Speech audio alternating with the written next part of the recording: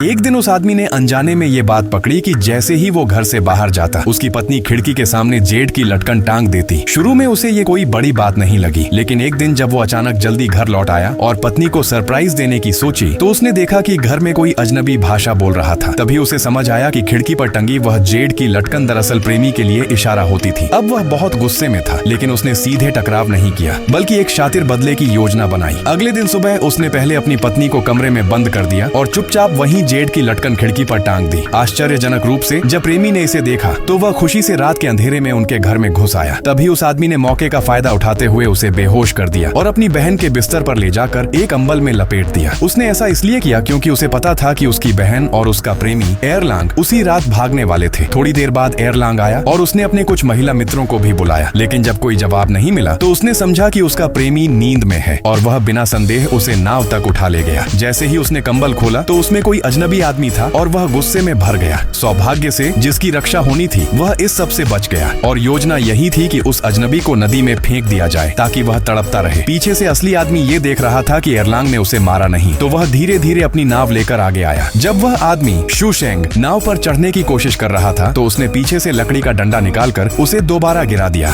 अंत में उस आदमी ने अपनी चालाकी से सारा दोष एयरलांग पर डाल दिया।